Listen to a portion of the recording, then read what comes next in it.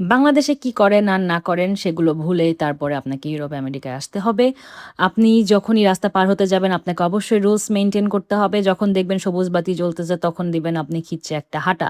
গাড়ি আসবে কি আসবে না সেটা আপনার দেখার কোনো সময় নাই। গাড়ির রুলস মানবে, আপনি আপনার রুলস মানবেন। কিন্তু সামনে যদি আবার দেখেন এরকম রাস্তা পার হওয়ার সময় লাল বাতি জ্বলতেছে, তাহলে সেক্ষেত্রে আপনি হাঁটাহাঁটি করবেন না বা রাস্তা পার হওয়ার চেষ্টা করবেন না। এখানে বাটন আছে, বাটন টিপ দিয়ে চুপ করে দাঁড়িয়ে থাকবেন। কারণ এখানে কিন্তু যখন সিগন্যাল থাকে না গাড়ি কিন্তু অনেক স্পিডে যাওয়া আসা করে। এটা যারা ট্রাভেল করে তারা নরমালি জানে। বাট অবশ্যই ১ম যারা স্টুডেন্ট আসবে তারা কিন্তু এই রুলসগুলো অবশ্যই ফলো করতে হবে। আদারওয়াইজ গাড়ি কিন্তু আপনাকে উড়ায় নিয়ে চলে যাবে।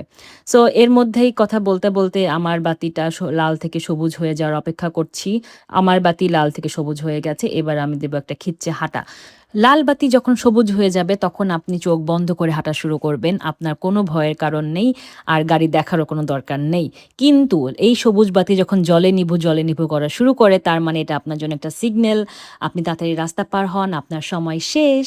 আর এই নিয়মগুলো যদি আপনি না মানেন ইউরোপে এসে তাহলে মানুষ সহজেই বুঝে যাবে আপনি এশিয়ান। Tata, bye bye.